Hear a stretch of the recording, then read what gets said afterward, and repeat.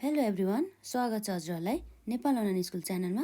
आज हामी BBS first इयरको accounting for the inventories and the cost of the goods सोल्डको बारेमा पढ्न जाँदैछौँ। जस्तै यहाँ हामीले नेपालीमा यसलाई भन्नुपर्दा मौजातहरूको लेखाविधि र बिक्रीयोग्य वस्तुको लागत। अब के हुन्छ भन्दाखेरि कुनै पनि एउटा यस्तो बिजनेस अर्गनाइजेसन हुन्छ जसले चाहिँ गुड्सहरू एन्ड सर्भिसहरू चाहिँ प्रोडक्सन गर्ने र त्यसलाई बेच्ने, अर्थात् त्यसलाई आफूले प्रड्युस गर्ने र त्यसलाई सेल गरेपछि त्यसबाट हामीले मुनाफा कमाउने अर्थात् प्रफिट कमाउने उद्देश्यले चाहिँ सञ्चालन गरिएको एउटा संस्थालाई हामीले के भन्छौँ त, म्यानुफ्याक्चरिङ अर्गनाइजेसन, जसले चाहिँ गुड्सहरू उत्पादन गर्नुको साथसाथै त्यसलाई बेचबिखन गर्ने पनि काम गर्दछ। र अब यस्तो म्यानुफ्याक्चरिङ कन्सर्न अथवा यस्तो अर्गनाइजेसनहरूले चाहिँ र मेटेरियलहरू किन्छन्, कच्चा पदार्थ भन्छ जसलाई हो। यस्तो र मेटेरियलहरू किनेर के गर्छ त उनीहरूले, यो कच्चा पदार्थहरूलाई वस्तु उत्पादन गर्नका लागि चाहिँ खरिद गरेको हुन्छ। त्यो र मेटेरियलबाट उनीहरूले फिनिस गुड्स बनाउँछ र त्यो फिनिस गुड्सलाई बेचेर उनीहरूले के गर्छ त, नाफा कमाउने गर्दछ। र जस्तै अब एउटा प्रोसेस हेरौँ है त, एउटा यस्तो प्रोसेस हुन्छ, एउटा मानौँ न यो एउटा के हो त, एउटा यो कम्पनी हो, के हो, कम्पनी, जसले के गर्छ त यसमा भन्दा, जसले म्यानुफ्याक्चरिङ गर्ने गर्दछ, उत्पादन गर्ने काम गर्दछ, प्रोडक्सन भनिन्छ जसलाई, प्रोडक्सन गर्ने गर्दछ। र यो म्यानुफ्याक्चरिङले कम्पनीले प्रोडक्सन गर्नको लागि के चाहिन्छ त, यसलाई र मेटेरियल आवश्यक पर्छ। के आवश्यक पर्छ? र मेटेरियल। यसरी र मेटेरियल हुन्छ नि, जसलाई हामी के भन्छ, कच्चा पदार्थ हो। यो र मेटेरियललाई अब फिनिस गुड्समा परिवर्तन गर्नको लागि चाहिँ यो र मेटेरियललाई चाहिँ के गर्नुपर्ने हुन्छ त, वर्किङ प्रोग्रेसबाट चाहिँ पास हुनुपर्ने हुन्छ हो। यो र मेटेरियललाई चाहिँ प्रोसेसिङमा लग्नुपर्ने हुन्छ। के हुन्छ यसमा? प्रोसेसिङ गरिसकेपछि के हुन्छ त, प्रोसेसिङमा लगिसकेपछि यो हाम्रो र मेटेरियल चेन्ज हुने गर्दछ केमा, फिनिस गुड्समा जाने गर्दछ। यसरी हामीले यो र मेटेरियललाई फिनिस गुड्समा परिणत गर्नको लागि विभिन्न प्रकारका खर्चहरू चाहिँ लाग्ने गर्दछ। जस्तै नम्बर 1मा त यो र मेटेरियल पर्चेस गर्नको लागिको खर्चहरू, यो कच्चा पदार्थ खरिद गर्नको लागि लागेको खर्च, र प्लस त्यसमा के आउँछ त अरू भन्दा, लेबरहरूलाई दिन लागेको खर्चहरू भयो, प्लस अब हाम्रो अरू के हुन सकिन्छ त, सेलिङ एन्ड डिस्ट्रिब्युसन एक्सपेन्सेसहरू भयो, अनि एडिएम एक्सपेन्सेसहरू भयो, अफिस एक्सपेन्सेसहरू भयो हो। त्यसमा पर्छ त, पर्दैन नि। किन भन्दाखेरि अफिस एक्सपेन्सेस र सेलिङ एक्सपेन्सेस भनेको छुट्टै पार्ट हो। त्यो भनेको के हो त, कस्ट अफ सेल्सहरू है, त्यो पर्दैन यसमा। तर हाम्रो लेबर पर्छ, र लेबर साथसाथै अरू डाइरेक्ट एक्सपेन्सेसहरू मात्रै पर्ने गर्दछ है। जस्तै अब अघि हामीले भने जस्तै यो जुन हाम्रो उयो छ नि, कस्ट अफ सेल्समा अरू के पर्छ, जस्तै अफिस एक्सपेन्सेस, सेलिङ एक्सपेन्सेसहरू पर्छ त, यसमा पर्दैन नि हो। हाम्रो यसमा जस्ट यस्तो खर्चहरू मात्रै इन्भल्भ हुन्छ जुन उत्पादन गर्नको लागि, वस्तु उत्पादन गर्नको लागि लागेको खर्चहरू मात्रै लाग्ने गर्दछ हो। डाइरेक्ट एक्सपेन्सेसमा अरू के हुन सकिन्छ त, जस्तै अब यो र मेटेरियलहरू किन्दाखेरि लिएर आएको खर्चहरू, लेबर खर्चहरू भयो, अन्य खर्चहरू पनि पर्ने गर्दछ हो। यसरी अब हामीले यसलाई मानौँ न के भन्दाखेरि, अब हामीले कस्ट अफ प्रोडक्सनमा अब हाम्रो के पर्छ त भन्ने कुरा पनि आउँछ कि। यसरी हामीलाई यो पनि थाहा हुनुपर्ने हुन्छ कि कस्ट अफ प्रोडक्सनमा एउटा र मेटेरियल आउँछ, एउटा प्लस लेबरलाई लागेको खर्च आउँछ, र प्लस डाइरेक्ट एक्सपेन्सेस। जस्तै अब हामीले फ्याक्ट्रीमा लागेका खर्चहरू, फ्याक्ट्रीमा एक्सपेन्सेसहरू के हुन सकिन्छ फ्याक्ट्रीमा भनेको, जस्तै depreciation on the plant and machinery, जुन प्लान्ट एन्ड मेसिनरी चाहिँ उत्पादन गर्नको लागि चाहिँ प्रयोग गरिएको हुन्छ होइन, त्यस्तो भयो। र साथै अरू के हुन सकिन्छ त, इलेक्ट्रिसिटीहरू युज भयो उत्पादन गर्नको लागि, प्रोडक्सन गर्नको लागि। र अब जुन हाम्रो सरसफाइ गर्नको लागि मान्छेहरू राखिएको हुन्छ नि, उनीहरूको खर्चहरू भयो है हो। यसरी चाहिँ सबै खर्चहरू जुन उत्पादन गर्दाखेरि लागिएको खर्च हुन्छ त्यसलाई हामी के भन्छौँ त, कस्ट अफ द प्रोडक्सन। र हामीले एउटा प्रोसेस थाहा भयो, के प्रोसेस हो त, एउटा कम्पनी हुन्छ जसले चाहिँ के काम गर्दछ, वस्तुहरू उत्पादन गर्ने गर्दछ र त्यसलाई बेच्ने काम गर्दछ, र त्यसबाट नाफा कमाउने उद्देश्य राखिएको हुन्छ हो। त्यस्तो कम्पनीले के गर्छ त, उत्पादन अर प्रोडक्सन, यो प्रोडक्सनभित्र हाम्रो के पर्छ त, एउटा र मेटेरियल हुन्छ हो। यो र मेटेरियल पर्चेस गरिसकेपछि यसलाई प्रोसेसिङ गर्नुपर्ने हुन्छ है हो। यो प्रोसेसिङ गर्ने क्रममा चाहिँ विभिन्न प्रकारका खर्चहरू चाहिँ हुने गर्दछ। त्यसमा के हुन्छ, लेबरहरू, डाइरेक्ट एक्सपेन्सेसहरू, अनि त्यसपछि फ्याक्ट्रीसँग सम्बन्धित खर्चहरू होइन, फ्याक्ट्रीमा लाग्ने खर्चहरू हुन्छ नि। अब आफैले पनि यसो सोचेर हेर्नु पऱ्यो कि फ्याक्ट्रीमा चाहिँ कस्ता कस्ता खर्चहरू चाहिँ उत्पन्न हुन सकिन्छ त है, वस्तु उत्पादन गर्दाखेरि है। त्यस्ता सबै खर्चहरू चाहिँ हाम्रो यो कस्ट अफ द प्रोडक्सन अन्तर्गत नै पर्दछ। हो, यी सबै र मेटेरियललाई फिनिस गुड्समा परिणत गरिसकेपछि अब यसलाई के गरिन्छ त, यो अब बेच्नको लागि यो त के भयो त, योग्य भयो नि त है। हो, यसरी फिनिस गुड्सलाई अब के गर्ने गर्दछ त, सेल गर्ने गर्दछ। यसरी सेल्स गरेपछि अब कम्पनीले के गर्छ त, रेभिन्यू जेनेरेट गर्दछ है, रेभिन्यू जेनेरेट गर्दछ है। यसरी यसलाई हामीले इन्कम पनि भन्दछ कि कम्पनीको चाहिँ आम्दानी। कम्पनीले चाहिँ के गरी चाहिँ आम्दानी गर्दछ भन्दा चाहिँ फिनिस गुड्सहरूलाई बेचेर चाहिँ के गर्ने गर्दछ त, आम्दानी गर्ने गर्दछ। यसरी हाम्रो यो प्रत्येक प्रोसेसमा पनि अब हामीले मेन फोकस केमा गर्नु पऱ्यो भन्दा चाहिँ यसरी स्टेप हुँदो रहेछ। एउटा र मेटेरियलको, एउटा प्रोसेसिङको, एउटा फिनिस गुड्स। हामीले चाहिँ यसलाई मात्रै ध्यान दिउँ न अहिले चाहिँ है, अरू प्रोसेस पनि हुन्छ होइन। हामी अहिले केलाई मात्रै ध्यान दिन्छौँ, यसलाई मात्रै ध्यान दिन्छौँ। हो, यसरी ध्यान दिनुपर्ने बेलामा के हुन्छ भन्दाखेरि जुन र मेटेरियल अब हामीले जति किनेर लिएर आयो त्यति नै हाम्रो सबै युज हुन्छ त भन्ने कुरा पनि छैन के। अब हामीले जति र मेटेरियल लिएर आयो त्यो सबै चाहिँ उत्पादन गर्न पनि नसकिन्छ। कुनै कुनै अनि फिनिस गुड्स नै बनिसक्छ र कुनै कुनै चाहिँ निश्चित समयपछि के कुनै कुनै चाहिँ प्रोसेसिङमै हुन्छ। हो, यस्तो अवस्थामा हामीले र मेटेरियल सबै युज नगर्दाखेरि अब त्यो चाहिँ के हुन्छ त, एज अ स्टकको रूपमा चाहिँ बसिरहेको हुन्छ। त्यसलाई हामी स्टक भन्छौँ अथवा हामीले यसलाई इन्भेन्ट्री पनि भन्न सक्छौँ। के पनि भन्न सक्छौँ, इन्भेन्टरी। यसरी इन्भेन्ट्री हुन्छ नि। हो, यो इन्भेन्ट्री हुन्छ, यसलाई हामी के भन्छौँ, इन्भेन्ट्री अफ द र मेटेरियल। यो भयो एउटा इन्भेन्ट्री, के भयो, एउटा इन्भेन्ट्री, एउटा टाइपको इन्भेन्ट्री। र टाइप्स अफ द स्टकको बारेमा चाहिँ हामी कुरा गरिरहेछौँ कि अहिले होइन, फोकस त्यसमै गर्छौँ नि त। यसरी हामीले र मेटेरियललाई अब परिणत गर्दा गर्दा केमा परिणत गर्ने त, फिनिस गुड्समा परिणत गर्ने क्रममा पनि अब के हुन्छ भन्दा कुनै पनि हाम्रो एकाउन्टिङ पिरियड हुन्छ नि त। हामीले एकाउन्टिङ पिरियडको बेसिसमा चाहिँ के गर्छ त, अकाउन्टिङहरू गर्ने गर्दछ। जस्तै हाम्रो एकाउन्टिङ पिरियड के हुन्छ त, फर्स्ट राउन्डदेखि कहिले हुन्छ त, 31 असारसम्म हुने गर्दछ। हो, यसरी हाम्रो 1 इयरको हुने गर्दछ है त। यसरी हाम्रो के हुन्छ त, अकाउन्टिङ पिरियड 1 इयरको हुन्छ, फर्स्ट राउन्डदेखि हो देखि के हुन्छ त 31 असारसम्म। यसरी 31 असारसम्म कुनै पनि र मेटेरियलहरू चाहिँ प्रोसेसिङ गर्दा गर्दै त्यो प्रोसेसिङमा चाहिँ र मेटेरियलहरू चाहिँ इन्भेन्ट्रीको रूपमा रहेको हुन्छ। त्यो चाहिँ फुल्ली चाहिँ परिणत भएको हुँदैन फिनिस गुड्समा है। हो, यस्तो अवस्थामा पनि के आउने भयो त, इन्भेन्ट्रीको कुरा आउने भयो। इन्भेन्ट्री त इन्भेन्ट्री, तर कस्तो इन्भेन्ट्री, अर स्टक भन्दा इन्भेन्ट्री अफ डब्लुआइपी। यो प्रोसेसिङलाई के भन्छ, डब्लुआइपी। डब्लुआइपीको अर्थ के हो भन्दाखेरि वर्किङ प्रोग्रेस। के हो त, वर्क इन प्रोग्रेस। हो, यसरी वर्किङ प्रोग्रेस हुन्छ।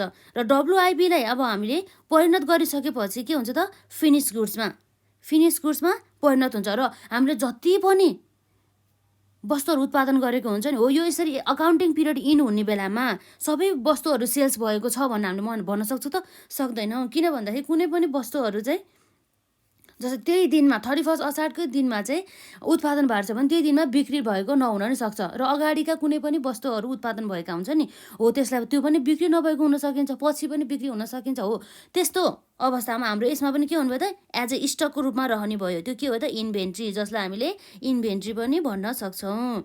र इन्भेन्ट्री भनेपछि के भयो त, यो इन्भेन्ट्री भनेपछि यो के को इन्भेन्ट्री त भन्दा इन्भेन्ट्री अफ फिनिस गुड्स। के भनिन्छ, इन्भेन्ट्री अफ फिनिस गुड्स। यसरी तीनवटा लेभलमा चाहिँ इन्भेन्ट्री अर्थात् स्टकहरू चाहिँ रहने गर्दछ। एउटा भयो इन्भेन्ट्री अफ र मेटेरियल, र अर्को भयो inventory of working progress, WIP पनि भनिन्छ यसलाई, र inventory of the finish goods. यसरी हामीले तीनवटा कुराहरूको चाहिँ स्टकहरू भनौँ न, यसलाई 3 प्रकारका स्टकहरू चाहिँ हेऱ्यौँ, जसलाई हामीले मौजातका प्रकारहरू पनि भन्छौँ। जस्तै अब इन्भेन्ट्री भनेको त के हो त बुझिहाल्नु होला नि होइन। यसमा जस्तै इन्भेन्ट्री भने चाहिँ के भयो त, जुन जस्तै अब स्टेज वाइज के, अब र मेटेरियल हो भनेदेखि त अब र मेटेरियलको हकमा र मेटेरियलको इन्भेन्ट्री हो भनेदेखि यस्तो कच्चा पदार्थ जसलाई चाहिँ अब अझै युज गर्न बाँकी छ त्यसलाई नै अब इन्भेन्ट्री अफ द र मेटेरियल भन्छौँ होइन।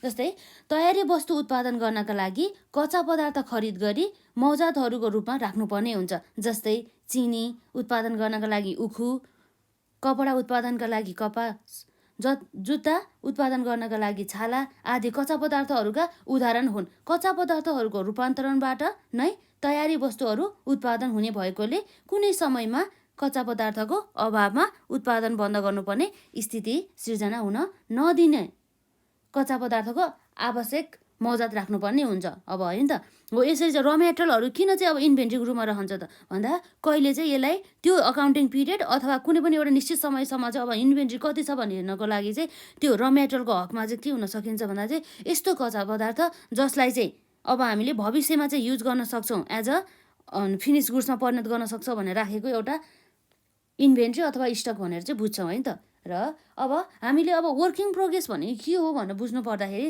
अब हामीले प्रोसेसिङ गरिरहेको कि र मेटेरियललाई चाहिँ हामीले परिणत गरिरहेको छौँ केमा, प्रोसेसिङमा छ कि raw material is into the processing, finish गुड्समा परिणत हुन बाँकी भएको गुड्स। जस्तै केही तयार भएको वस्तु तर पूर्ण रूपले प्रयोग गर्न सकिने गरी तयार नभएको वस्तुलाई नै अर्धनिर्मित वस्तु भनिन्छ, अर्थात् वर्किङ प्रोग्रेस भने चाहिँ यो चाहिँ मानौँ न यसमा चाहिँ आधी चाहिँ अनि सम्पन्न भयो प्रोडक्सन भएर र आधी अझै चाहिँ यसलाई अनि फिनिस गुड्स बनाउन चाहिँ लागि अझै चाहिँ प्रोसेस गर्नुपर्छ भनेदेखि त्यस्तो गुड्सलाई हामी के भन्छौँ त वर्किङ प्रोग्रेस।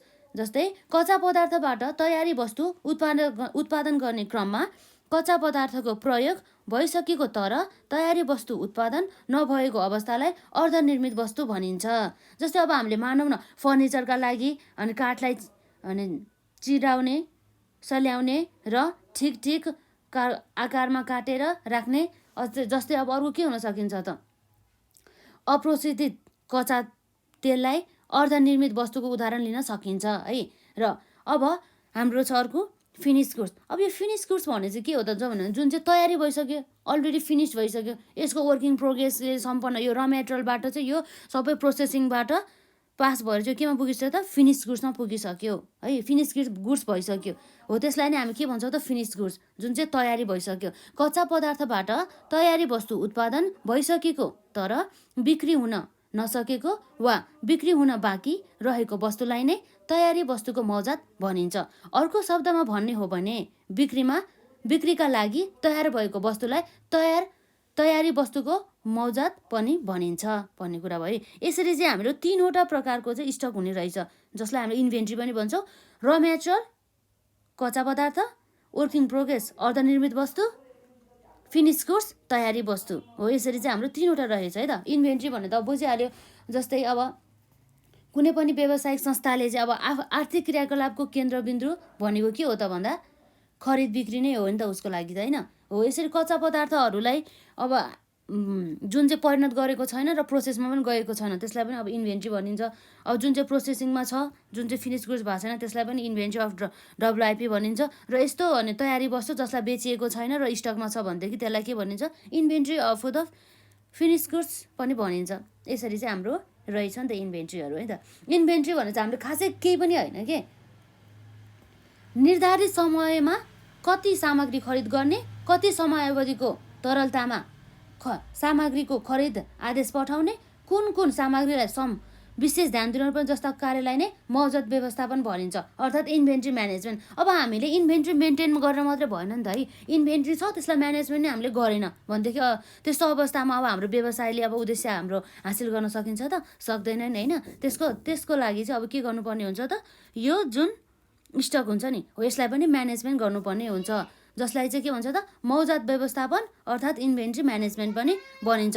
यो इन्भेन्ट्री कतिखेर खरिद गर्ने, अब धेरै खरिद गरेर पनि भएन नि त होइन। त्यस्तो अवस्थामा अब यसलाई अब कति समय अवधिको लागि अन्तरालमा चाहिँ सामग्रीहरू खरिद आदेश पठाउनेदेखि लिएर यसलाई अब कुन सामग्रीलाई विशेष ध्यान पुर्याउने जस्ता कार्यहरूलाई नै अब के भनिन्छ त हामी इन्भेन्ट्री म्यानेजमेन्ट, जसलाई हामीले मौजत व्यवस्थापन भनिरहेका हुन्छ। भनेपछि अब कुनै पनि बिजनेस अर्गनाइजेसनले इन्भेन्ट्रीलाई यसरी मेन्टेन गर्नको लागि इन्भेन्ट्री म्यानेजमेन्टलाई पनि ध्यान दिनुपर्ने हुन्छ।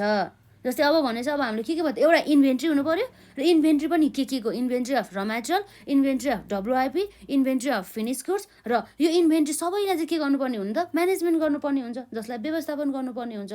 जस्तै ओभर इन्भेन्ट्री मेन्टेन गर्यो भने पनि व्यवसायको चाहिँ धेरै एमाउन्टहरू चाहिँ के हुन सकिन्छ त स्टकमा रहन सकिन्छ है। र यसै गरी अब कुनै पनि स्टकहरू हुन्छ नि हो त्यो स्टकहरूलाई चाहिँ अब मेन्टेनै गराएको छैन क्या, जथाभावी फालेको छ। ल स्टक हो यो यति चाहिँ र मेटेरियल छ भने यतिको राखेको छ, जसलाई चाहिँ राम्रोसँगले सुरक्षित तरिकाले राखेको छैन भनेदेखि त्यस्तो अवस्थामा स्टकहरू पनि के हुन सकिन्छ त, नष्ट हुन सकिन्छ।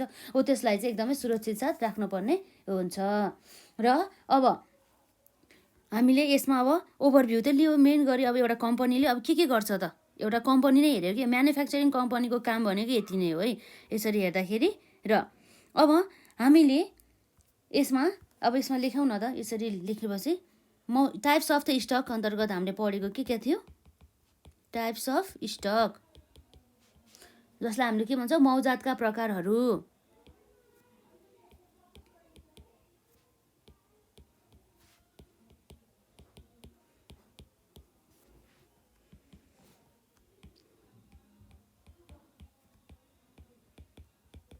कच्चा पदार्थ जसलाई हामीले के भन्छौँ र मेटेरियल। र अर्को छ हाम्रो यसमा अर्धनिर्मित।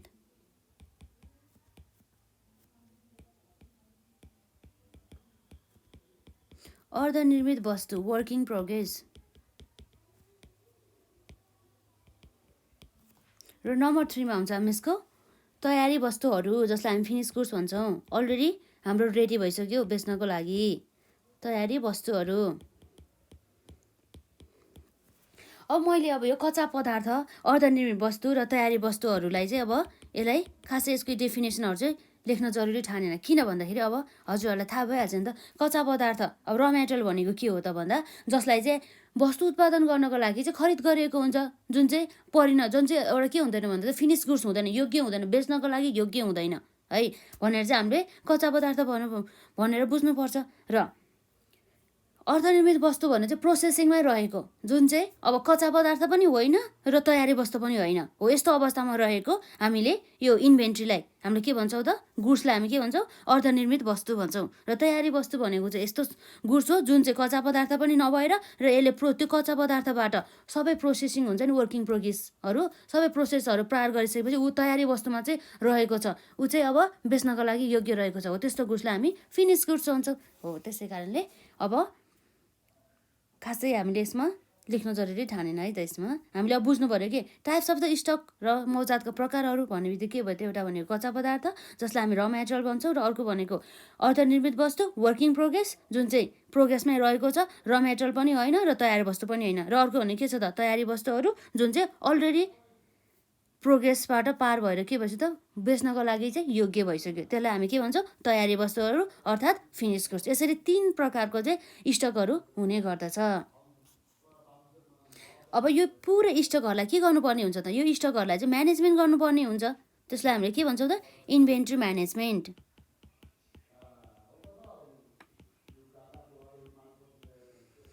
इन्भेन्ट्री म्यानेजमेन्ट र इन्भेन्ट्री म्यानेजमेन्ट अन्तर्गत के पर्छ भन्दाखेरि चाहिँ कहिले किन्ने, कहिले किने के, वेन किन्ने, कतिखेर किन्ने, कुन टाइममा किन्ने, र मेटेरियलहरू जसरी किन्दाखेरि चाहिँ हामीले कसरी चाहिँ सस्तोमा पाउन सक्छौँ, अथवा अब हामीले एकैचोटि धेरै किन्दाखेरि अब कति किन्ने कुरा पनि आयो कि, हाउ मच है, हाउ मच कति किन्ने त। अब हामीले धेरै ओभर किन्यो भनेदेखि त्यतिखेर अब हाम्रो के हुनसक्छ, हाम्रो स्टकहरू चाहिँ जुन कम्पनीको स्टक हुन्छ नि, हो त्यो चाहिँ स्टक नभए त्यसमा क्यास हुन्छ नि, क्यास चाहिँ अब के हुन्छ, क्यास रिजर्भ हुन सकिन्छ। त्यस कारणले गर्दाखेरि कति किन्ने र कहिले किन्ने, र यसलाई किनेर लिएर आइसकेपछि कति दिनमा चाहिँ अब यसलाई चाहिँ युजमा ल्याउनु पर्छ भन्ने कुराहरूलाई चाहिँ ध्यान दिनुपर्ने हुन्छ। यसरी हामीले इन्भेन्ट्री म्यानेजमेन्ट गरेर भने कुनै पनि व्यवसाय जसले चाहिँ म्यानुफ्याक्चरिङ गर्ने गर्छ नि, हो त्यसले चाहिँ आफ्नो उद्देश्यहरू हासिल गर्न सक्ने, उसको विशेष मेन गरी उद्देश्य भनेको पनि के हो त, प्रफिट आर्जन गर्नु हो है। हो यसरी इन्भेन्ट्रीहरूमा नै लस भयो भनेदेखि कुनै पनि बिजनेस अर्गनाइजेसनले अब के गर्न सक्दैन त, कुनै पनि बिजनेस अर्गनाइजेसनले आफ्नो प्रफिटहरू चाहिँ धेरै राख्न सक्दैन, किनभने इन्भेन्ट्री नै लस भयो नि होइन। यसरी मौजातहरू नै पुरै लस भइसकेपछि बिजनेसले त अवश्य पनि लस नै बिहोर्नुपर्ने हुन्छ होइन। र अब हामी यहाँ हेर्न जान्छौँ, कुनै पनि इन्भेन्ट्री मेन्टेन गर्छ नि, हो इन्भेन्ट्री मेन्टेन गर्नुको चाहिँ उद्देश्य किन हो त, किन चाहिँ यसरी अनि कुनै पनि बिजनेस अर्गनाइजेसनले चाहिँ इन्भेन्ट्रीहरू चाहिँ मेन्टेन गरेर राख्छ। अब डाइरेक्ट अब भनौँ न यसलाई अब जति बेच्नुपर्ने हो त्यति नै अनि प्रोडक्सन गर्ने अनि त्यति नै प्रोडक्सन गरिसकेपछि के हुन्छ त त्यति नै बेच्ने। त्यस्तो किन गर्दैन त? उनीहरूले इन्भेन्ट्री नै मेन्टेन गर्नुको उद्देश्यहरू चाहिँ किन हो भन्ने कुरा चाहिँ हामी यहाँ हेर्न जाँदैछौँ। जस्तै हाम्रो यहाँ टपिक रहेको छ motives of the holding inventory. मौजात राख्नुका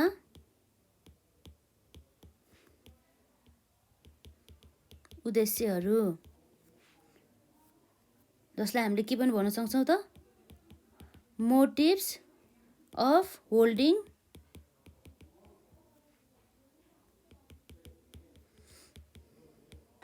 मोटिभ्स अफ होल्डिङ इन्भेन्ट्री। यसरी इन्भेन्ट्री होल्डिङ गर्नुको उद्देश्य के हो त? जस्तै अब कुनै पनि बिजनेस अर्गनाइजेसनले चाहिँ अब ठ्याक्कै एक्ज्याक्टली चाहिँ उ गर्न सक्दैन नि त। उनीहरूले के भन्दाखेरि चाहिँ अब कुनै पनि अब मार्केट हुन्छ नि, मार्केटमा चाहिँ वस्तु तथा सेवाको चाहिँ डिमान्ड कति छ, कहिले अब कति घट्छ, कहिले कति बढ्छ, त्यो अब कस्टमरहरूको डिजायर्स कस्तो छ भनेर चाहिँ कस्टमरहरूको डिजायर्स चाहिँ अब के हुन सकिन्छ भन्दा फ्लक्चुएसन भइरहन्छ, कहिले बढ्ने कहिले घट्ने हो। त्यसै कारणले गर्दा चाहिँ एक्ज्याक्टली यति उत्पादन गर्दाखेरि चाहिँ हामीले मार्केटको डिमान्डलाई चाहिँ पुरा गर्न सक्छौँ भने जस्तो त्यस्तो कुराहरू आउँदैन के, यसरी डिटरमाइन गर्न सक्दैन। किनभने जुन कुरा चाहिँ अनसर्टेन छ नि त, हो त्यस कारणले गर्दाखेरि चाहिँ मौजात पनि मेन्टेन गर्नुपर्ने हुन्छ। जस्तै अब धेरै कारोबारहरू गर्ने उद्देश्य राखेको हुन्छ नि यस्तो अर्गनाइजेसन जसले चाहिँ आफ्नो कारोबारलाई चाहिँ धेरै मात्रामा बढाउने हो। त्यसरी चाहिँ उसले अब आफ्नो मार्केटिङ धेरै गर्नु पर्यो। यसरी मार्केटिङ गर्ने क्रममा उसको वस्तुहरू धेरै उत्पादन पनि हुनुपर्ने हुन्छ। यसरी त्यस कारणले गर्दा चाहिँ उत्पादन गर्नुपर्छ अनि सेल्स पनि धेरै हुने गर्दछ है। जस्तै अब वस्तु उत्पादन गर्न तथा सेवा उपलब्ध गराउनका लागि विभिन्न प्रकारका सामग्रीहरूको त आवश्यक पर्ने नै गर्दछ र उत्पादकलाई चाहिँ कच्चा पदार्थ एवं अर्धनिर्मित वस्तुहरूको आवश्यकता पर्छ भनेर व्यापारीहरूले तयारी वस्तुको खरिद बिक्री गर्ने भएकोले पर्याप्त मात्रामा सामग्री सङ्ग्रह गरिराख्नु पर्ने हुन्छ। जस्तै अब जुन हुन्छ नि कम्पनीले चाहिँ आफ्नो उद्देश्य हासिल गर्नको लागि जस्तै मार्केटको डिमान्ड अनुसार आफूले त्यसलाई सप्लाई गर्न, त्यसको मागको चाहिँ अनुसार त्यसलाई पुर्याउनको लागि चाहिँ के गर्नुपर्ने हुन्छ त? भरपुर रूपमा इन्भेन्ट्री मेन्टेन गरेर राख्नुपर्ने हुन्छ। यसरी इन्भेन्ट्री मेन्टेन गर्न भन्दाखेरि मार्केटको अपर्च्युनिटिजहरूलाई हामीले ग्र्याब गर्न सक्दैनौँ। यसरी मार्केटको डिमान्ड अनुसार यदि हामीले सप्लाई गरेन भनेदेखि के हुँदैन त? प्रफिट चाहिँ आर्जन हुन सक्दैन होइन। यसरी अब के हुन सकिन्छ त? अब कम्पिटिटर्सहरूले चाहिँ अब आफूले अनि डिमान्ड पुर्याउन नसकेमा कम्पिटिटर्सहरूले पुर्याउन सकिन्छ र कम्पिटिटर्सहरूले चाहिँ आफूलाई चाहिँ अब जित्न सकिन्छ। हो त्यस्तो अवस्थामा आफूले मार्केटमा आफूलाई ढाल्नको लागि पनि के मेन्टेन गर्नुपर्छ त? इन्भेन्ट्रीहरू चाहिँ मेन्टेन गरिराख्नु पर्ने हुन्छ। अब हामी यहाँ लेख्छौँ motives of the holding of the inventory. Number कमा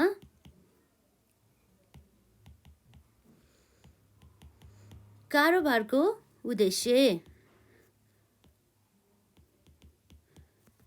जसलाई हामी के भन्छौँ? ट्रान्जेक्सन भन्छ है त। कारोबार भने चाहिँ के हो त? Transaction motive. र उत्पादकलाई उत्पादनमा निरन्तरता दिनका लागि र विक्रेतालाई निरन्तर रूपमा वस्तु बिक्री गर्नका लागि पर्याप्त मात्रामा सामग्रीहरूको आवश्यकता पर्दछ। त्यो कुरा त हामीलाई थाहा नै छ। अब के हो त भन्दा एउटा जुन उत्पादक हुन्छ नि, हो त्यो उत्पादकलाई चाहिँ जुन प्रोड्युसर हुन्छ नि, हो प्रोड्युसरलाई वस्तु प्रोडक्सन गर्नको लागि निरन्तर रूपमा कन्टिन्युसली चाहिँ के चाहिन्छ त? उनीहरूलाई र मेटेरियलहरू चाहिन्छ उनीहरूलाई। हो त्यस्तो अवस्थामा अब के गर्नुपर्ने हुन्छ? इन्भेन्ट्री अफ द र मेटेरियलहरू चाहिँ मेन्टेन गर्नुपर्ने हुन्छ। र जुन सेलर हुन्छ नि, हो सेलरहरूलाई वस्तुहरूको बिक्री गर्नको लागि चाहिँ पर्याप्त मात्रामा चाहिँ के चाहिन्छ त? स्टक अफ द गुड्सहरू चाहिन्छ, फिनिस गुड्स चाहिन्छ। र सामग्रीको अभावमा यसरी हामीले जुन स्टक हुन्छ नि, हो त्यसको अभावमा यदि इन्भेन्ट्री नै मेन्टेन गरेन भनेदेखि त्यस्तो अवस्थामा के हुन सकिन्छ त? यसरी सामग्रीहरूको अभावमा उत्पादन कार्य बन्द गर्न नपरोस्, यसरी प्रोडक्सन नै बन्द गर्न नपरोस् कि जसरी डिमान्ड धेरै भइसक्यो अब हामीले सप्लाई गर्न सक्दैन नि त होइन, र हाम्रो स्टक पनि छैन। त्यस्तो अवस्थामा हाम्रो कार्य नै पुरै बन्द नहोस् र ग्राहकहरूले चाहिँ अब भनौँ न आफूले चाहेको गुड्सहरू चाहिँ नपाउने कन्डिसनमा नपुगोस् र ग्राहकहरूको इच्छा अनुसार नै सबै सामानहरू र सर्भिसहरू उपलब्ध गराउन सकोस् भन्ने उद्देश्यले चाहिँ हामीले चाहिँ के गर्नुपर्ने हुन्छ त? सामग्री अर्थात् यो स्टकहरू चाहिँ मेन्टेन गर्नुपर्ने हुन्छ। Inventory of raw material, inventory of finish goods है यसरी चाहिँ मेन्टेन गर्नुपर्ने हुन्छ भने चाहिँ कारोबारलाई चाहिँ निरन्तरता दिनको लागि पनि हामीले यो मौजात मेन्टेन गरेर राख्नुपर्ने हुन्छ, अर्थात् होल्डिङ अफ द इन्भेन्ट्री भनेर बुझिन्छ। यो भयो हाम्रो एउटा मौजात राख्नुका उद्देश्यहरू। नम्बर खमा रहेको छ सुरक्षात्मक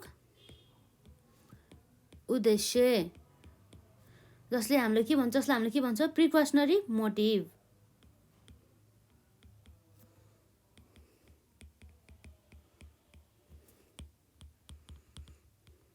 प्रिकसनरी मोटिभ होइन, जस्तै यसको यो भन्नुको अर्थ के हो भन्दाखेरि अब भविष्यमा चाहिँ विभिन्न कारणहरूले गर्दाखेरि सामग्रीहरूको चाहिँ उपलब्ध हुनको लागि अर्थात् सामग्रीहरू पाउनको लागि चाहिँ अब ढिलाइ हुनसक्छ।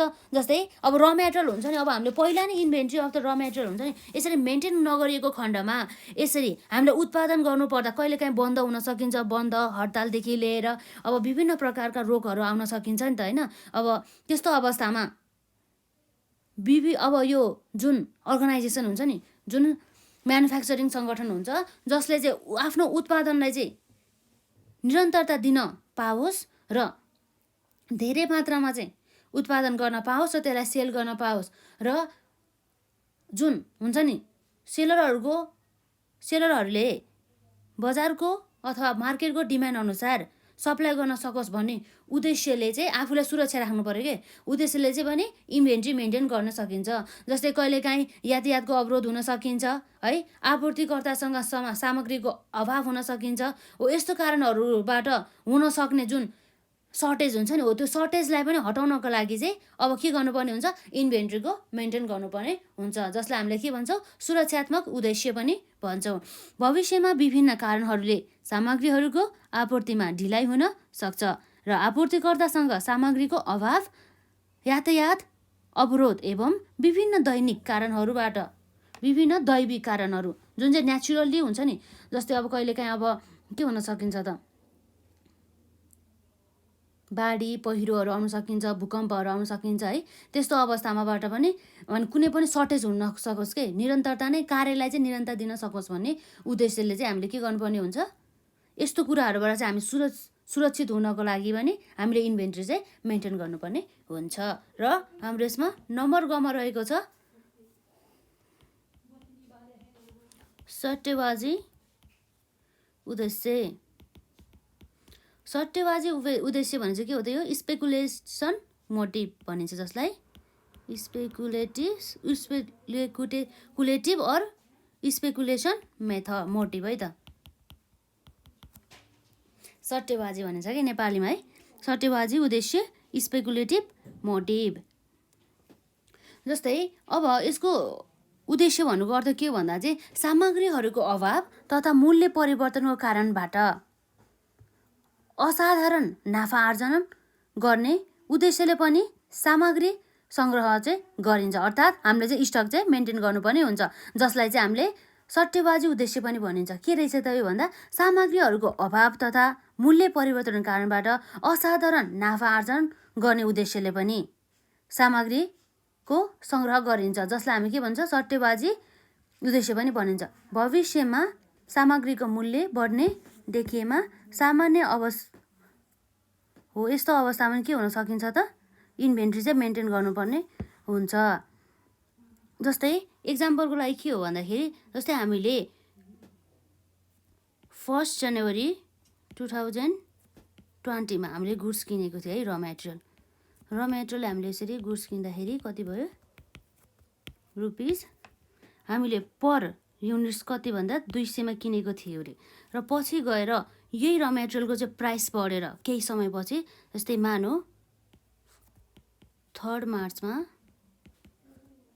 2020मा के भयो त 3 मार्च 2020मा गएर यही र मेटेरियलको चाहिँ प्राइस कति भयो त घट्यो कि बढ्यो त, घट्दाखेरि फाइदा कि बढ्दाखेरि फाइदा त भन्दा यो र मेटेरियलको चाहिँ प्राइस घट्यो है। जस्तै 140 रुपियाँ पऱ्यो कि अब के भयो भन्दाखेरि यसरी र मेटेरियल हामीले 200मा किनेको थियो पहिला, तर पछि गएर 140 भएछ भनेदेखि यस्तो अवस्थामा त हामीलाई के भयो त घाटा हुन सक्यो नि त है। हो यसरी घाटाबाट पनि बच्नको लागि पनि अब हामीले इन्भेन्ट्री पनि मेन्टेन गर्नुपर्ने हुन्छ। तर अब हामीलाई सकभर चाहिँ के हो भन्दाखेरि चाहिँ यो यस्तो हामीले चाहिँ पहिला 200मा किनेको थियो र पछि गएर चाहिँ यो इन्भेन्ट्रीको भाउ बढेर कति भयो त 300 भयो भनेदेखि अब यसलाई हामीले झन् मोर कस्ट पऱ्यो नि त। हामीले पहिला किनेको र मेटेरियललाई हामीले फिनिस गुड्समा परिणत गर्दा पनि हामीले त्यो फिनिस गुड्सलाई 500मा बेच्थ्यौँ र पछि किनेको मूल्यबाट बनाएको फिनिस गुड्सलाई पनि अब हामीले के गर्थ्यौँ त 500मा नै बेच्थ्यौँ भनेदेखि त्यस्तो अवस्थामा फाइदा कुनबाट रहेछ त भन्दा हामीले यो जुन 100बाट 200बाट किनेको मूल्यबाट, किन भन्दाखेरि यसमा फाइदा हामीले यसो हेर्दाखेरि हाम्रो कति हुन सक्यो त यसमा 300 र यसमा कति मात्रै हुन सक्यो त प्रफिट 200 हो। यसरी पनि हुन सकिन्छ। अब हामीले जताबाट हेर्दाखेरि अब यस्तो कुराहरूलाई चाहिँ अब म्यानेजमेन्ट गर्नको लागि पनि हामीले स्पेकुलेसन मोटिभ अर्थात् सट्टेबाजी उद्देश्यले पनि हामीले इन्भेन्ट्री चाहिँ मेन्टेन गर्नुपर्ने हुन्छ। यो भयो हाम्रो 3वटा उद्देश्यहरू मौजात राख्नुका। जस्तै यसमा हाम्रो के थियो त भन्दा मौजात राख्नुका उद्देश्यहरू अन्तर्गत motives of the holding inventory, number कमा कारोबारहरूको उद्देश्य ट्रान्जेक्सन मोटिभ र नम्बर कमा सुरक्षात्मक उद्देश्य प्रिकसनरी मोटिभ र गमा सट्टेबाजी उद्देश्य स्पेकुलेसन मोटिभ भनिन्छ, जसलाई यसरी हामीले सबै कुराहरू चाहिँ एकदमै बुझ्नुपर्ने हुन्छ है यसमा। अब हामीले यी सबै यो बेसिक कुराहरू हो कि यसरी हामीलाई बेसिक कुराहरू सबै थाहा भयो भनेदेखि अब हामीले अब यसमा रहेका न्युमेरिकलहरू पनि हामीले सहज रूपमा गर्न सक्छौँ। जस्तै अब हामीले क्वेसन अब न्युमेरिकलमा पनि सोधिरहेका हुन्छ इन्भेन्ट्रीहरूको बारेमा, इन्भेन्ट्री म्यानेजमेन्टका उद्देश्यहरू के हुन् र अब यो यसरी इन्भेन्ट्री म्यानेजमेन्ट गर्दाखेरि हामीलाई फाइदा चाहिँ के हुन्छ त यो मौजात व्यवस्थापनका फाइदाहरू पनि भनिन्छ यसलाई। जस्तै अब यहाँ रहेको छ हाम्रो टपिक मौजात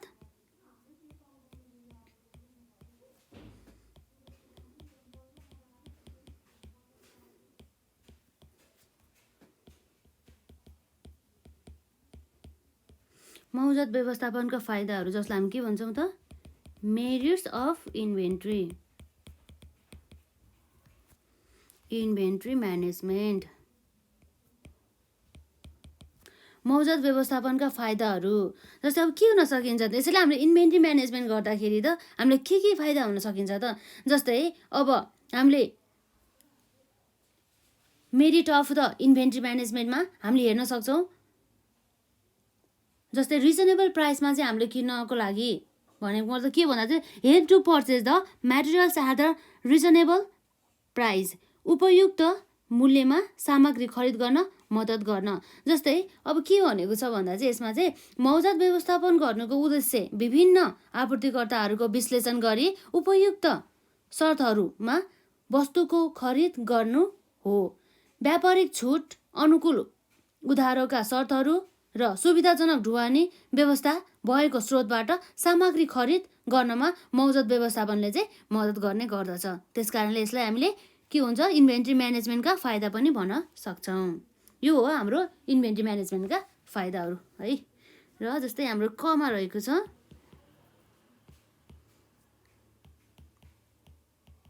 उपयुक्त मूल्यमा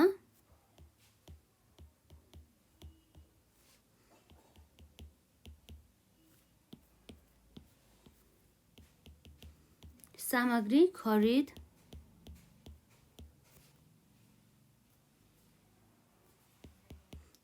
गर्न मद्दत गर्नु, जसलाई हामीले के भन्छौँ हेल्प टु पर्चेस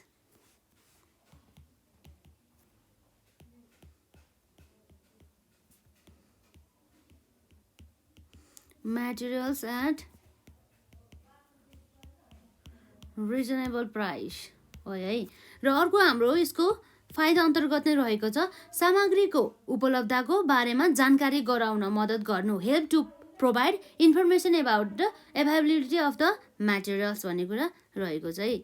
सामग्रीहरूको के हो त सामग्रीको उपलब्धताको बारेमा जानकारी गराउन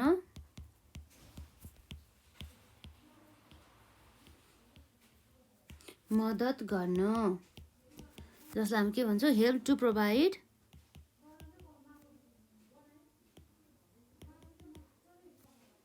have to provide information about availability of materials. जस्तै यहाँ भनेको छ सामग्री आपूर्ति गर्ने विभिन्न स्रोतहरू हुन्छन्। त्यो हामीलाई थाहा छ है। त्यसमा स्रोतहरू विभिन्न प्रकारका स्रोतहरू हुन्छन् है।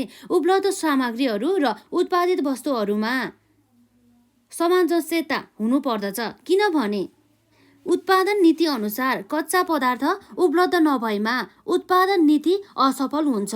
अर्थात् हाम्रो प्रोडक्सन गर्ने एउटा हाम्रो प्लान एन्ड पोलिसिजहरू हुन्छ नि, हो त्योहरू अनुसार चाहिँ यदि हाम्रो र मेटेरियलहरू चाहिँ उपलब्ध भएन भनेदेखि अब के हुन सकिन्छ त, व्यवसायले चाहिँ धेरै लसहरू बेहोर्नु पर्ने हुन्छ। कस्तो अवस्थामा भन्दा चाहिँ किन चाहिँ व्यवसायले लस बेहोर्नु पर्छ भन्दाखेरि अब उनीहरूले चाहिँ मार्केटको डिमान्ड अनुसार सप्लाई गर्न सक्दैन, प्लस यता हामीले र मेटेरियल पुर्याउन नसकेको खण्डमा चाहिँ सबै प्रकारका हाम्रो एक्टिभिटिजहरू व्यवसायको मेन एक्टिभिटिजहरू नै ठप्प भन जान्छ। त्यसै कारणले गर्दा कि अब जस्तै अर्कोतिर के छ भन्दा वर्तमानमा सामग्रीहरू आपूर्ति गर्ने विक्रेताले सामग्रीहरू नदिएमा पनि उत्पादनलाई निरन्तरता प्रदान गर्न सामग्रीको वैकल्पिक खरिदको जानकारी हुनुपर्छ भन्ने कुरा रहेको छ। अब अर्को के छ भन्दा नम्बर गमा हाम्रो यो फाइदा अन्तर्गत नै रहेको छ। सामग्रीहरूमा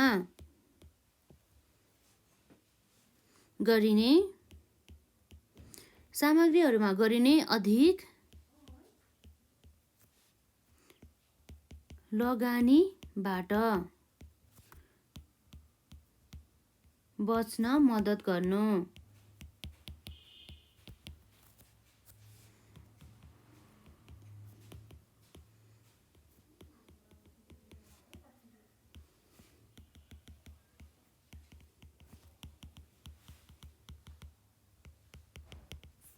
जस्तै अब हामीले चाहिँ अहिलेसम्म चाहिँ के भनेको छ भने इन्भेन्ट्रीहरू चाहिँ मेन्टेन गर्नुपर्छ भनेर चाहिँ बारम्बार भनिरहेका छौँ। यसरी हामीले अधिक मात्रामा इन्भेन्ट्री मेन्टेन गर्दाखेरि के हुनसक्छ त, हाम्रो जुन क्यासहरू हुन्छ नि हो त्यो चाहिँ यसमा रिजर्भ हुनसक्छ र साथै अब हामीले जति पनि गुड्सहरू हामी ल्याउँछ नि त्यो अनुसार नै हाम्रो मार्केटमा चाहिँ मार्केटको डिमान्ड त्यति नै पुग्छ भन्ने छैन। जस्तै अब हामीले हाम्रो धेरै मात्रामा चाहिँ अब हामीले के गर्यो त स्टक मेन्टेन गर्यो र हाम्रो त्यसलाई उत्पादन गर्यो, तर हाम्रो लास्टमा डिमान्ड चाहिँ मार्केटमा के कति भयो त 50% पनि भएन भनेदेखि बल्ल तल पनि 50% भयो भनेदेखि त्यस्तो अवस्थामा 50% त हाम्रो बढी मात्रामा त एज इन्भेन्ट्रीको रूपमा रह्यो नि त हो। यस्तो अवस्थामा पनि व्यवसायलाई चाहिँ ओभर इन्भेन्ट्री मेन्टेन गर्दाखेरि पनि घाटा हुनसक्छ। त्यसै कारणले गर्दा हामीले इन्भेन्ट्री त मेन्टेन गर्नुपर्छ, तर हामीले सबै कुराहरूलाई चाहिँ ब्यालेन्स मिलाएर चाहिँ मेन्टेन गर्नुपर्ने हुन्छ। ओभर पनि हुनु भएन, अर्थात् एक्सेस इन्भेन्ट्री मेन्टेन गर्नु पनि भएन र हामीले कहिलेकाहीँ हामीले आवश्यक पर्दाखेरि र मेटेरियललाई युज गर्न पनि नपुग्ने गरी चाहिँ थोरै मात्रामा चाहिँ इन्भेन्ट्रीहरू प्रयोग गर्न भएन। यसरी सबै कुराहरू चाहिँ ब्यालेन्समा राख्नुपर्ने एकदमै आवश्यक हुन्छ। त्यसै कारणले चाहिँ इन्भेन्ट्री म्यानेजमेन्ट गर्न चाहिँ एकदमै आवश्यक रहेको छ। मौजात व्यवस्थापनको अर्को उद्देश्य अधिक मौजातको स्थिति हुन नदिई सामग्रीहरू अनावश्यक रूपमा लगानी बढ्न नदिनु हो। वस्तु वा सामग्रीहरूको मौजात अधिक हुन गएको खण्डमा लागत बढ्न गई के हुन सक्छ त सस्ताको नाफा घट्न सक्दछ भन्ने कुरा भयो। र अर्को हाम्रो यसरी घ नम्बरमा रहेको छ सामग्रीहरूमा गरिने लगानीबाट बच्न मद्दत गर्नु। जस्तै धेरै मात्रामा चाहिँ अब के हुन सकिन्छ त, यो लगानीको बारेमा त हामीले यहाँ भर्खर हेऱ्यो नि त, लगानी त हामीले भइसक्यो र हिनामिना हो नि त, हामीले सामग्रीहरू हुन सक्ने हिनामिनाहरू है त। जस्तै हाम्रो सामग्रीहरू हिनामिना हुन सक्ने कन्डिसनहरू, त्यस्तो अवस्थामा पनि अब के हुन सक्छ इन्भेन्ट्रीहरू चाहिँ अब अनि म्यानेजमेन्ट गर्नुपर्ने हुन्छ। अब हामीलाई थाहा नै छैन कि प्रोपर रेकर्ड नै राखेको छैन, कति इन्भेन्ट्री छ कति के छ कसो छ केही थाहा छैन। त्यस्तो अवस्थामा त हाम्रो चोरी भएको हराएको र लस भएको पनि थाहा हुँदैन हो। यस्तो अवस्थामा इन्भेन्ट्री चाहिँ म्यानेजमेन्ट गर्नुपर्ने हुन्छ। हरेक एक मेटेरियल्सहरू हुन्छ नि हो त्यो सबैको चाहिँ हिसाब राख्नुपर्ने एकदमै जरुरी देखिन्छ। यसरी हामीले मिसएप्रोप्रिएसन अफ द मेटेरियल हुनको लागि रोक्नको लागि पनि हामीले के गर्नुपर्ने हुन्छ त इन्भेन्ट्री चाहिँ म्यानेज गर्नुपर्ने हुन्छ। सामग्रीहरू हिनामिना हुनबाट के गर्ने बचाउन मद्दत गर्न है।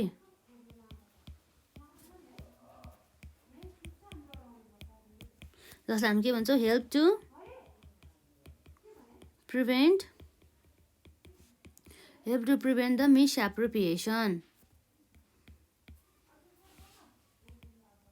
misappropriation of materials हो। जसमा के भनेको छ भन्दा सामग्रीहरूको विभिन्न व्यक्तिहरूबाट दुरुपयोग र अनाधिकृत रूपमा प्रयोग हुन के हुन सक्दछ। त्यसै गरी प्राय के हुन सक्छ सामग्रीहरू पर्याप्त सावधानी नअपनाएमा सड्ने गल्ने र अन्य कारणहरूबाट हानि नोक्सानी हुने प्रकृतिका हुन्छन्। यस प्रकारका नोक्सानीहरूबाट सामग्रीहरूको संरक्षण गर्नु मौजत व्यवस्थापन अर्थात् इन्भेन्ट्री म्यानेजमेन्टको चाहिँ मुख्य उद्देश्य पनि रहेको हुन्छ। भनेपछि यो पनि हाम्रो मेरिट अन्तर्गत नै रह्यो। यसरी हामीले गुड्सहरू लस नहुन दिन, ह्युज गुड्सहरू लस भयो भनेदेखि हाम्रो व्यवसायमा घाटा हुनसक्छ। त्यस्तो लसहरूबाट जोगाउनको लागि हामीले के गरिन्छ त इन्भेन्ट्री म्यानेजमेन्ट गरिन्छ। र अब हाम्रो यहाँ लास्टमा रहेको छ नम्बर 9 मा निरन्तर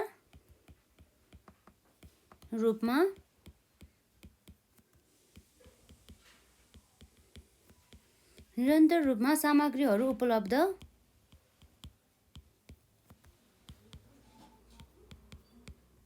गराउन मद्दत गर्नु। यो कुरा त अघिदेखि हामीले भनिरहेछ है।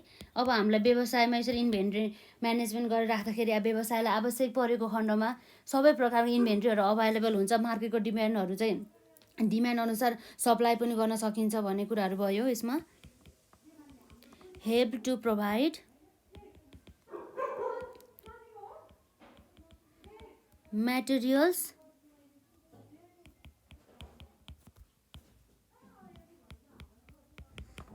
कन्टिन्युअसली।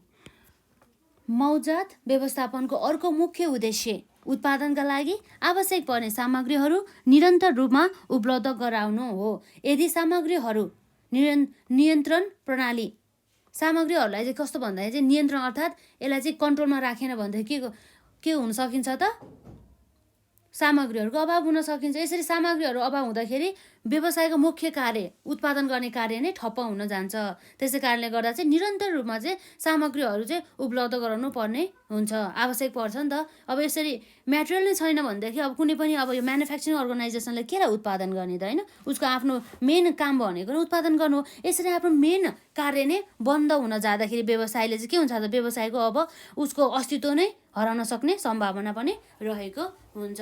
यसरी हामीले 5 वटा फाइदाहरू हेरिसकेका छौँ। यसरी मौजात व्यवस्थापनका फाइदाहरू भयो नि त यसमा होइन। मौजात व्यवस्थापनका फाइदाहरू merits of the inventory management जसमा हाम्रो रहेको थियो नम्बर क मा उपयुक्त मूल्यमा सामग्री खरिद गर्न मद्दत गर्नु, help to purchase materials at the reasonable price, र नम्बर ख मा छ सामग्रीको उपलब्धताको बारेमा जानकारी गराउन मद्दत गर्नु, help to provide information about the availability of the materials, र नम्बर ग मा रहेको छ सामग्रीहरूमा गरिने अधिक लगानीबाट बच्न मद्दत गर्नु, help to prevent from excessive investment in the materials भन्ने कुरा भयो। र नम्बर घ मा सामग्रीहरू हिनामिना हुनबाट बचाउन मद्दत गर्नु, help to prevent the misappropriation of the materials, र नम्बर ग मा रहेको छ निरन्तर रूपमा सामग्रीहरू उपलब्ध गराउन मद्दत गर्नु, help to provide material continuously भन्ने कुरा रह्यो है।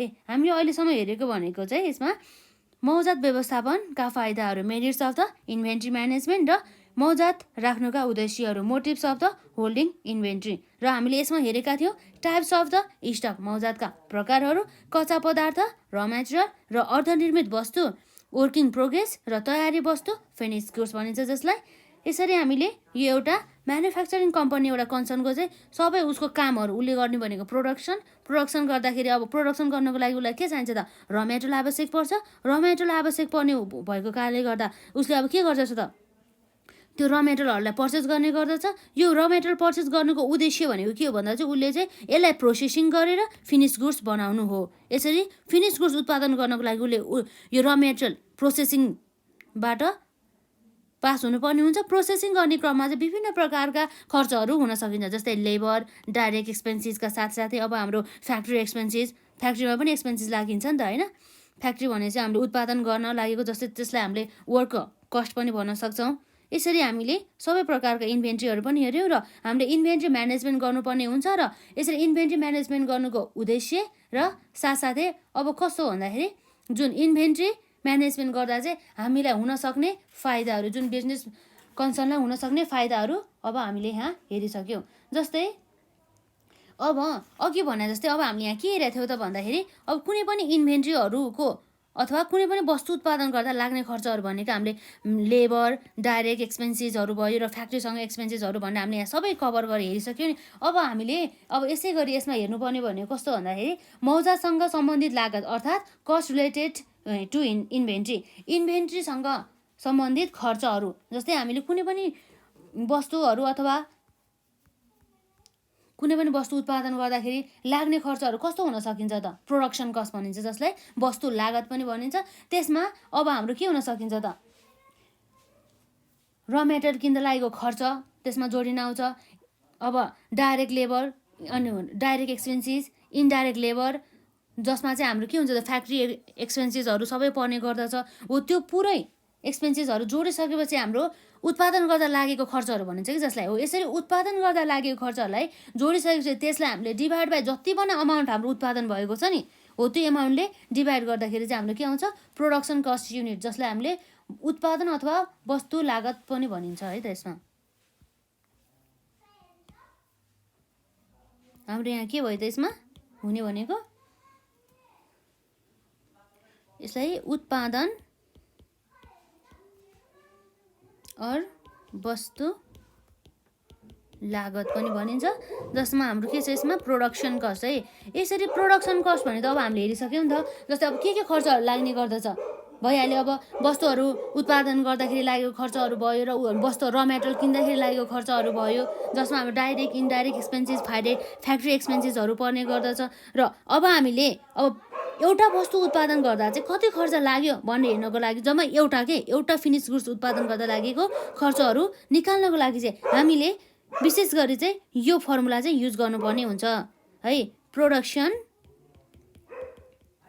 युनिट कस्ट भने चाहिँ एउटा वस्तु उत्पादन गर्दाखेरि लागेको खर्च भने चाहिँ टोटल प्रोडक्सन कस्ट के भयो त, टोटल प्रोडक्सन कस्ट भने चाहिँ हाम्रो जति पनि खर्च लाग्यो नि हामीले प्रोडक्सन उत्पादन गर्दा लाग्दासम्मको हो त्यो सबै कस्टलाई हामीले टोटल नम्बर अफ युनिट्स, जति पनि नम्बर अफ युनिट्स उत्पादन भएको छ नि टोटल हो त्यसले डिभाइड गर्ने नम्बर अफ युनिट्स हो। यसरी गरिसकेपछि हाम्रो के आउँछ त, कस्ट पर, जति पनि एमाउन्ट आउँछ नि यो भनेको चाहिँ कस्ट पर युनिट कस्ट है, एउटा वस्तु उत्पादन लागेको खर्च। यसरी चाहिँ हामीले सहजै रूपमा चाहिँ के गर्न सक्छौँ त, ल्याउन सक्छौँ। जस्तै अब हामीलाई थाहा छ हामीले कुनै पनि वस्तुहरू र उत्पादन गर्दाखेरि चाहिँ हामीले इन्भेन्ट्री म्यानेजमेन्ट गर्नुपर्ने भयो। यसरी इन्भेन्ट्री म्यानेजमेन्ट गर्ने क्रममा हाम्रो अर्डरिङ कस्टदेखि लिएर क्यारिङ कस्ट, होल्डिङ कस्टहरू चाहिँ हाम्रो के हुन सकिन्छ त, इन्कर हुन सकिन्छ हो। यस्तो कुराहरू पनि हामीले यहाँ हेर्नुपर्ने हुन्छ। र अब त्यो कस्टहरू भनेर तपाईँहरूले पहिला दिनमा पढेर आउनु भइसक्यो। जस्तै हाम्रो इन्भेन्ट्री कस्टमा के हुन सकिन्छ त, क्यारिङ कस्ट, अर्डरिङ कस्ट र अनि र मेटेरियल पर्चेस गर्दाको लागेको कस्ट र क्यारिङ कस्ट, अर्डरिङ कस्ट भनेको जस्तै अर्डरिङ कस्ट भने चाहिँ त्यसलाई हामीले आदेश लागत भन्छौँ। आदेश लागत भने चाहिँ के हो भन्दाखेरि कुनै पनि वस्तु खरिद गर्नको लागि आदेश दिँदाखेरि लागेको खर्च र त्यो अनुसार नै लागिने खर्चहरूलाई हामी के भन्छौँ त, एउटा अर्डरिङ कस्ट, त्यसलाई हामीले आदेश लागत पनि भन्छौँ। जस्तै यो खर्च अन्तर्गत चाहिँ हाम्रो के पर्ने गर्दछ, communication charges for the purchase अर्थात् सामग्रीहरू खरिद सम्बन्धी सञ्चार खर्च र खरिद आदेश पठाउन तथा प्राप्त गर्दा लाग्ने खर्च अर्थात् अर्डर रिसिभिङ गर्दा र डिस्प्याचिङ कस्ट भइहाल्यो यसमा। र सामानहरू चाहिँ ओसार पसार गर्दा भने मतलब अब हाम्रो यसलाई के बुझिन्छ त, अब एउटा गाडी हुन्छ, त्यो गाडीले के गर्छ, गाडीमा लोड गर्नु पर्यो, त्यसलाई पछि लोड गरेपछि फेरि अनलोडिङ गर्नु पर्यो र क्यारेज खर्चहरू हो। यसरी चाहिँ हाम्रो सामान ओसार पसार गर्दाखेरि पनि खर्च लाग्ने गर्दछ यो हाम्रो इन्भेन्ट्रीमा। र प्रत्येक पटकको खरिदमा लाग्ने अन्य प्रशासनिक खर्च अर्थात् एडमिनिस्ट्रेटिभ एक्सपेन्सेस फर द पर्चेजेज र ढुवानी तथा परिवहन सम्बन्धी खर्च, transportation and the shipping expenses भनिन्छ। यसरी चाहिँ हाम्रो अर्डरिङ कस्ट अन्तर्गत यस्ता खर्चहरू पर्छ। अब एकपल्ट हामी लेखौँ न त, यसमा अर्डरिङ खर्च अन्तर्गत हामी के पर्छ, जसलाई हामीले के भन्छौँ, आदेश लागत अर्डरिङ कस्ट है, अर्डरिङ कस्ट भनिन्छ।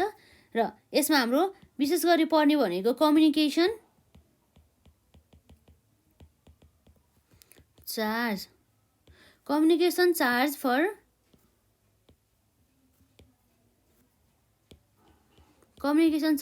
पर्चेज। र नम्बर 2 मा रहेको छ यसमा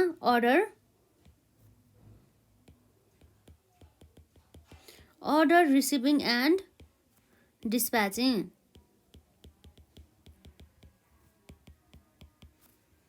र नम्बर 3 मा रहेको छ यसमा क्यारेज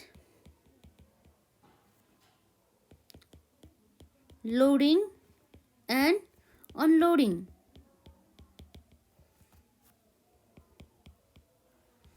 चार्ज। र नम्बर 4 मा रहेको छ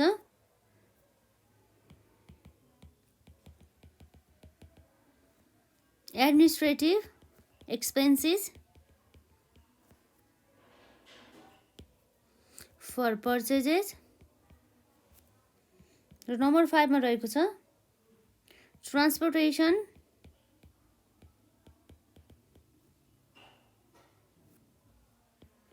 एन्ड सिपिङ।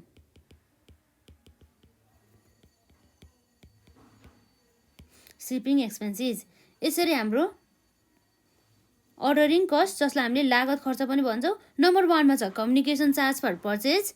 र जस्तै त्यसलाई चाहिँ खरिद आदेश भनिन्छ के, खरिद आदेश यो पर्चेज गर है भने यसरी आदेश दिनेदेखि लिएर यसरी चाहिँ हामीले चाहिँ अब टेन्डर प्राइसहरू इस्यु गर्नको लागि अब कसैलाई देखाउने हो त्यस्तो खर्चहरू पनि पर्छ।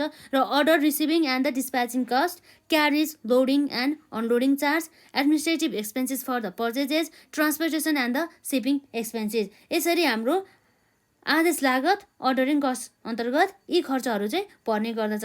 जस्तै अर्को हाम्रो यो अर्डरिङ कस्ट पछि अर्को हाम्रो सम्भार लागत जसलाई हामीले carrying or the holding cost भनेपछि हामीले इन्भेन्ट्री यसरी एउटा स्टोर हुन्छ त्यो स्टोरमा ल्याइसकेपछि अब कस्ता खर्चहरू चाहिँ इन्कर हुन सकिन्छ। अब इन्भेन्ट्रीलाई चाहिँ ल्याएरदेखि बिजनेस कन्सर्नमा राख्ने स्टोरमा ल्याएर राख्ने मात्रै त होइन नि त, त्यसमा अब इन्भेन्ट्री राख्ने अब रेन्ट पनि इन्कर हुन सकिन्छ। एउटा कोठा जस्तो एउटा सोरुम चाहिन्छ हो त्यसमा चाहिँ अब रेन्ट पनि इन्कर हुन सकिन्छ।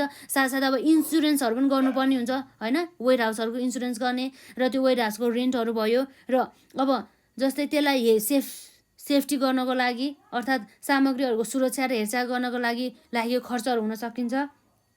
अब सामग्रीहरू त अब यसरी हामीले केयर गर्दा पनि कहिलेकाहीँ डिप्रिसिएसन हुन सकिन्छ यसको अथवा लस हुन सकिन्छ। र यसलाई अब के गर्नु पर्छ निरीक्षण गर्नु पर्यो, यसको इन्सपेक्सन गर्नु पर्यो हो त्यस्ता खर्चहरू चाहिँ हाम्रो यो सम्भार लागत अर्थात् carrying or the holding cost अन्तर्गत पर्ने गर्दछ। जस्तै अब हामी यहाँ हेरौँ यसैमा सम्भार लागत जसलाई हामी के भन्छौँ त carrying or the holding cost.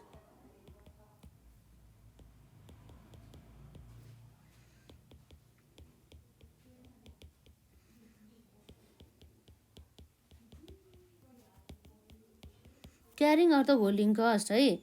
र जसमा हाम्रो पर्ने भनेको के हो त नम्बर 1 मा अपर्च्युनिटी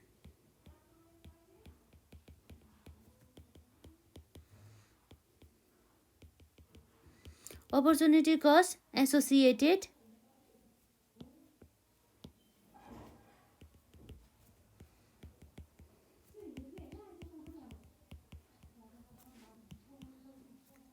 र नम्बर 2 मा रहेको छ rent and insurance of warehouse.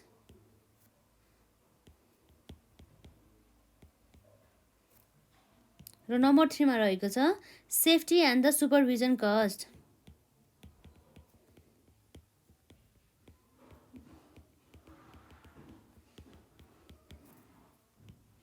र नम्बर 4 मा रहेको छ मेन्टेनेन्स एन्ड इन्सपेक्सन्स।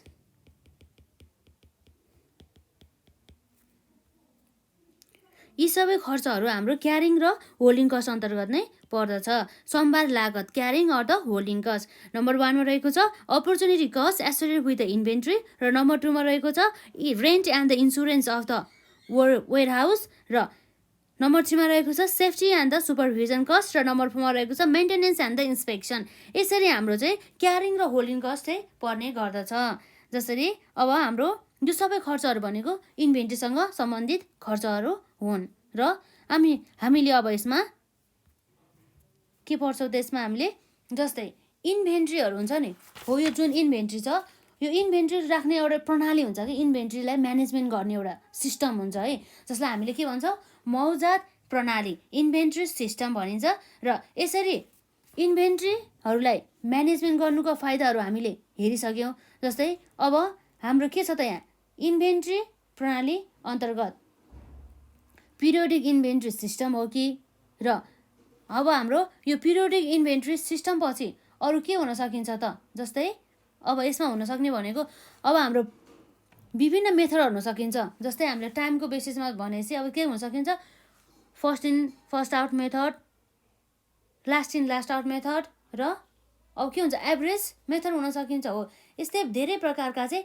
इन्भेन्ट्रीहरूलाई चाहिँ म्यानेजमेन्ट गर्ने चाहिँ एउटा सिस्टम हुन सकिन्छ हो त्यस सिस्टम मध्ये हामीले चाहिँ अब यहाँ हेर्न जान्छौँ फर्स्ट इन फर्स्ट आउट मेथडको बारेमा है त यसमा हामी सुरुमा हेर्छौँ के हेर्छ यसमा first in first out method जस्तै हामी यो सबै मेथडको अहिले यहाँ ओभरभ्यू मात्र लिन्छौँ र हामी अब नेक्स्ट भिडियोमा चाहिँ त्यो मेथडसँग सम्बन्धित र एउटा इन्भेन्ट्रीसम्म यो जुन इन्भेन्ट्री सिस्टमसँग सम्बन्धित हुन्छ नि हो यसको चाहिँ हामीले हिसाब गर्छौँ त है त यसमा र जस्तै अब हाम्रो हुने भनेको एउटा के हो त फिफो जसलाई हामीले के भन्छौँ first in first out method के भन्दैछ यसले फर्स्ट इन फर्स्ट सुरुमा जुन फर्स्ट हुन्छ नि इन हुन्छ नि जुन फर्स्ट हामीले पर्चेस गर्छ नि हो त्यो नै के हुन्छ त फर्स्ट इन फर्स्ट आउट हो जुन सुरुमा किनेको छ नि त्यो हो इन भएकोलाई हामी सुरुमै नै आउट गर्छौँ के भनेपछि सुरुमा किनेकोलाई सुरुमै बेच्छौँ भन्न खोजेको हो कि यसरी बेच्छौँ भन्दा पनि यसले हामीले एज अ उत्पादन गर्नको लागि चाहिँ हामीले त्यो उत्पादन गर्ने त्यो एउटा डिपार्टमेन्टमा हामी पठाउँछौँ भन्न खोजेको हो यसले होइन जस्तै हामी स्टोरमा हो नि त हामीले किनेर ल्याउने हो स्टोरमा जतिखेर इन हुन्छ नि सुरुमा जुन पहिला इन्भेन्ट्री इन हुन्छ त्यसलाई नै हामी के गर्छौँ त आउट गर्छौँ भन्ने कुरा चाहिँ यो हाम्रो फर्स्ट इन फर्स्ट आउट मेथडले चाहिँ गर्ने गर्दछ र अर्को भनेको हाम्रो के हुनसक्छ त first in first out method पछि अर्को भनेको लिफो र यो लिफो भनेपछि के हो त लास्ट इन के भयो त जुन चाहिँ लास्ट इन भयो नि जस्तै एउटा स्टोर हुन्छ त्यो स्टोरमा जुन चाहिँ म्याटेरियल लास्टमा इन गरेको हुन्छ नि हो त्यसलाई हामीले सुरुमा प्रोडक्सन डिपार्टमेन्टमा पठाउँछौँ भनेदेखि त्यसलाई हामीले कुन मेथड भन्छौँ त लास्ट इन फर्स्ट आउट भन्छ लास्ट इन फर्स्ट आउट है जुन चाहिँ लास्ट इन भयो त्यो चाहिँ के भयो त फर्स्ट आउट भयो भन्ने कुरा चाहिँ भयो यसरी है यसरी हामीले चाहिँ बुझ्नुपर्ने हुन्छ अर्को हाम्रो वेटेड एभरेज मेथड भनेको चाहिँ कस्तो भन्दा चाहिँ अन एन एभरेज प्राइसमा चाहिँ हामीले पठाउने जस्तै अब हामीलाई एभरेज प्राइसहरू त निकाल्न सकिहाल्छ नि होइन जस्तै हाम्रो के हुन्छ त वेटेड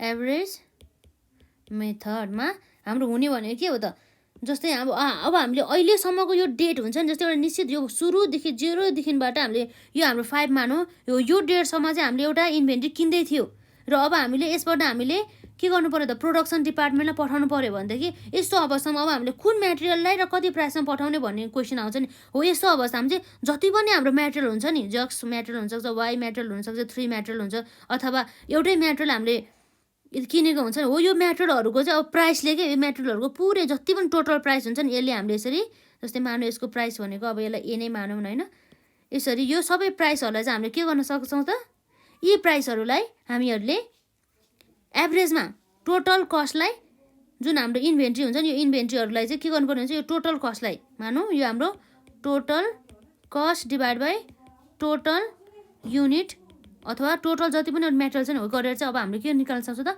यसरी हामीले एउटा वेटेड एभरेजमा चाहिँ प्राइस निकाल्न सक्छौँ यसरी हाम्रो वेटेड एभरेज मेथड र लिफो मेथड र फिफो मेथडमा चाहिँ यस्तै हुने गर्दछ र अर्को हाम्रो हुन्छ पर्पेचुअल इन्भेन्ट्री मेथड है त्यसको बारेमा चाहिँ हामी विस्तृत रूपमा चाहिँ नेक्स्ट भिडियोमा कुरा गर्छौँ र अहिले हामीले यसमा जान्नुपर्ने अर्को एउटा महत्त्वपूर्ण कुरा भनेको के भन्दा चाहिँ कस्ट अफ गुड्स सोल्ड हामीले वस्तु उत्पादन गरिसकेपछि कसरी चाहिँ हामीले कस्ट अफ गुड्स सोल्ड चाहिँ निकाल्ने भनेर चाहिँ हामीले थाहा हुनुपर्ने हुन्छ जस्तै कस्ट अफ गुड्स सोल्ड भन्ने चाहिँ अब हामीले कस्तो भन्दाखेरि चाहिँ वस्तु उत्पादन गर्दासम्म लागेको खर्चहरू जुन चाहिँ अब हामीले बेच्न थालेछौँ नि त हो त्यस्ता खर्चहरू चाहिँ कसरी निकाल्ने भन्ने कुरा पनि हामीलाई थाहा हुन पर्ने हुन्छ।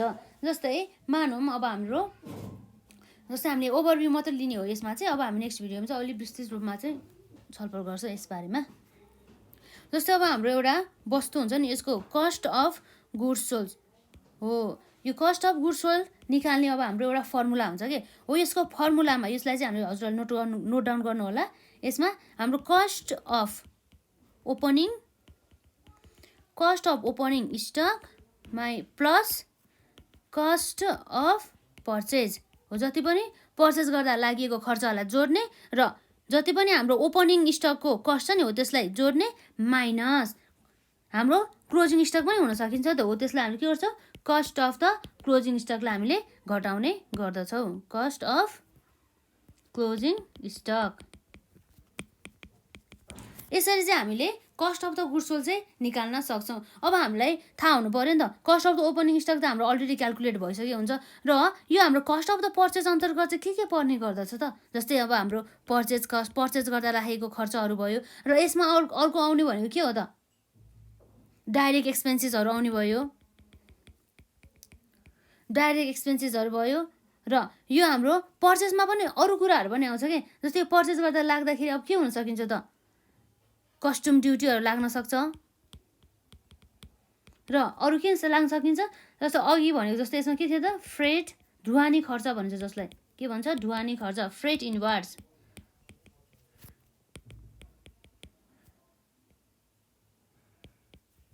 हो। यसरी चाहिँ यस्ता खर्चहरू चाहिँ लाग्न सकिन्छ।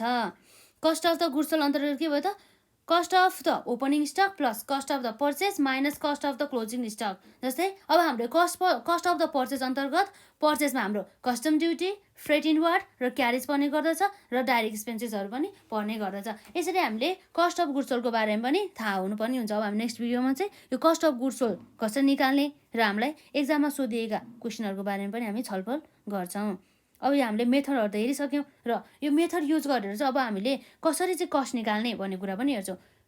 FIFO first in first out method र LIFO last in first out method र वेटेड एभरेज मेथड। यो भनेको सबै के हो त, हाम्रो इन्भेन्ट्रीलाई म्यानेजमेन्ट गर्ने एउटा सिस्टमहरू पनि भयो है त। यसरी हामीले आज यस भिडियोमा मौजातहरूको लेखाविधि र बिक्रीयोग्य वस्तुहरूको लागत, कस्ट अफ गुड्स सोल्ड र एकाउन्टिङ फर द इन्भेन्ट्रिजको बारेमा हामीले हेऱ्यौँ। जसमा हामीले मौजातका प्रकारहरू, टाइप्स अफ द स्टक र यो इन्भेन्ट्रीलाई चाहिँ होल्डिङ गर्नुको उद्देश्य किन हो त भन्ने कुरा भयो र साथै यसमा मौजात व्यवस्थापनका फाइदाहरू, मेरिट अफ द इन्भेन्ट्री म्यानेजमेन्टहरू पनि हामीले हेरिसकेका छौँ र हामीले यसरी प्रोडक्सन कस्ट एउटा वस्तु उत्पादन गर्दा चाहिँ कति खर्च लाग्छ भने हामीले यो फर्मुला पनि हेरिसक्यौँ। हजुरहरूले चाहिँ यो फर्मुलाहरूलाई चाहिँ नोट डाउन गर्नु होला, एकदम इम्पोर्टेन्ट छ। र यसरी हामीले कस्ट अफ द प्रोडक्सन निकाल्दाखेरि के गर्नुपर्ने हुन्छ त, उत्पादन वा वस्तु लागत है, प्रोडक्सन कस्ट भनिन्छ, जसलाई यसरी एउटा वस्तु उत्पादन गर्दाखेरि लागेको खर्च हामीले कसरी निकाल्ने भन्दा चाहिँ total production cost divide by total number of units गऱ्यो भनेदेखि हाम्रो के आउँछ, एउटा वस्तु उत्पादन गर्दाखेरि चाहिँ लागेको खर्चहरू चाहिँ आउन सकिन्छ। र हामीले यसपछि हामीले अर्डरिङ कस्टहरूको बारेमा कस्ता कस्ता खर्चहरू पर्छ पनि हेरिसक्यौँ। जसलाई हामीले के भन्थ्यौँ, आदेश लागत पनि भन्छौँ र सम्भार लागत अर्थात् carrying or the holding cost अन्तर्गत हाम्रो खर्चहरू कस्तो पर्छ भनेर हेऱ्यौँ र यी मेथडहरूको बारेमा हामीले छलफल गऱ्यौँ। र अब हामी नेक्स्ट भिडियोमा यस च्याप्टरसँग सम्बन्धित न्युमेरिकलका साथै हामी इन्भेन्ट्रीहरूलाई कसरी भ्यालुएसन गर्नुपर्छ र हाम्रो कस्ट अफ गुड्स सोल्डहरूको बारेमा नि छलफल गर्छौँ। र आजलाई यति नै।